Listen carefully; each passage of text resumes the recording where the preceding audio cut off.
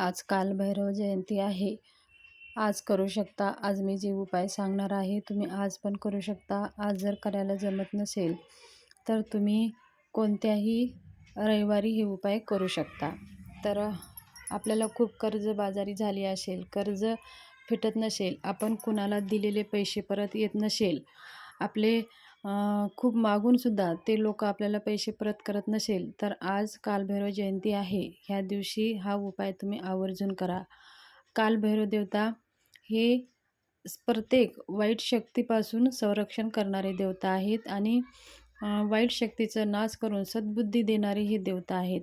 म्हणून हे देवता लवकर प्रसन्न होतात.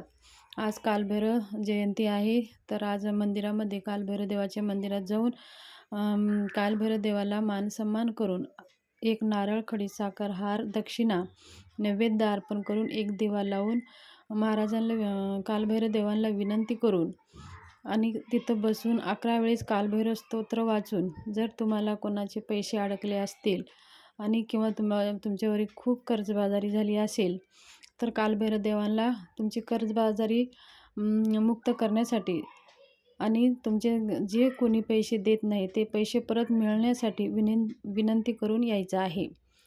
त्याचबरोबर तिथं बसून 11 वेळेस कालभैरव स्तोत्र म्हणून यायचं आहे. समजा आता तुमच्या जवळपास कुठं कालभैरव मंदिर नसेल, तर तुम्ही घरामध्येच कालभैरव देवाचे कालभैरव अष्टकाचं 11 वेळेस पाठ करायचं आहे आणि कालभैरव देवाला स्मरण करून विनंती करून कालभैरव देवाला विनंती करायची आहे की आपले जे कर्ज बाजारी झालेलं आहे आणि जे पैसे आपले अडकलेले आहेत ते पैसे लवकरात लवकर मिळावं आणि कर्जबाजारी जी झालेली आहे ती कर्जबाजारी मुक्त व्हावं म्हणून कालभैरव देवाला विनंती करायचं आहे. त्याचबरोबर आपल्याला ह्या दिवशी 3 मोरपंख आणायचे आहेत. बाजारातून 3 मोरपंख आणून त्या मोरपंखाची एका पाटावर ठेवून त्यांची हळदी कुंकू धूप दीप ओवाळून घ्यायचं आहे आणि ते हातामध्ये घेऊन कालभैरव देवांचं स्मरण करायचं आहे आणि जे कोणी आपले पैसे घेतलेले आहेत ते पैसे आपल्याला परत देत नाहीत, ते पैसे आपले परत मिळावं, लवकरात लवकर मिळावं म्हणून कालभैरव देवाची विनंती करून ज्या पैसे दिलेल्या माणसांचं नाम स्मरण करून आपण मनामध्ये त्याचं स्मरण करून डोळ्यासमोर ते चित्र आणि आपले पैसे स्मरण करून ते मोरपंख घ्यायचं आहे. ते मोरपंख घेऊन जसं आपण त्रिशूळ बनवतो, दोन मोरपंख असे आडवे घ्यायचे आहे आणि एक मोरपंख असं सरळ ठेवायचं आहे, म्हणजे त्याचं त्रिशूळ बनेल. अशा प्रकारे त्या मोरपंखाचं त्रिशूळ काढून ते दक्षिणेची भिंत, ती आपली हॉलमधली असेल किंवा रूममध्ये असेल, दक्षिणेच्या भिंतीला ते त्रिशूळ काढलेलं मोरपंख लावायचं आहे.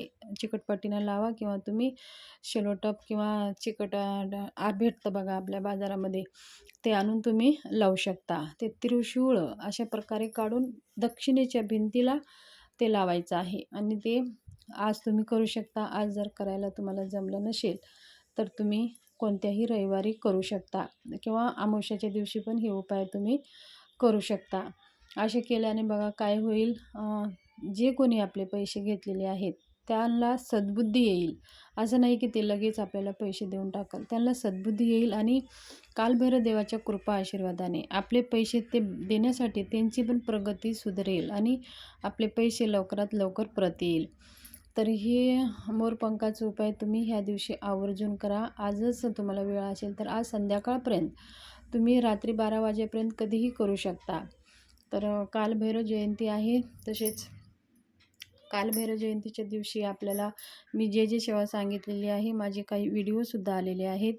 कालभैरव देवांची नैवेद्य कसं बनवायचं ते सगळे व्हिडिओ माझे आलेले आहेत. ते व्हिडिओ तुम्ही जाऊन पाहू शकता. खाली जो स्वामी समर्थ मंत्र, स्वामी समर्थांचा फोटो आहे त्याच्यावर क्लिक करा आणि मग व्हिडिओमध्ये जावा, मग सगळे तुम्हाला व्हिडिओ माझे दिसतील. तर अशा प्रकारे आपल्याला कालभैरव जयंतीच्या दिवशी हे उपाय करायचा आहे. तसेच आपल्या घरातली सगळी नकारात्मकता जाण्यासाठी कुत्र्यांना आज आपल्याला एक पोळी तेल किंवा तूप लावून पोळी खाऊ घालायची आहे किंवा बिस्किट वगैरे तुम्ही खाऊ घालू शकता. असे केल्याने सुद्धा आपल्या घरातली सगळी नकारात्मकता, जे संकटे आहेत ते नाहीसे होतात. कुत्रा हे कालभैरव देवाचं वाहन आहे. म्हणून ह्या दिवशी आवर्जून कुत्र्याला काही ना काही वस्तू तुम्ही आवर्जून खाऊ घाला. आणि एक दिवा आपल्याला कालभैरव देवाच्या मंदिरात लावून यायचा आहे. जर कालभैरव मंदिरात जाणं शक्य नसेल तर संध्याकाळी मोहरीच्या तेलाचा एक दिवा आपलं कालभैरव देवाचं स्मरण करून लावायचं आहे. तर ही माहिती शेअर करायची होती. माहिती कशी वाटली?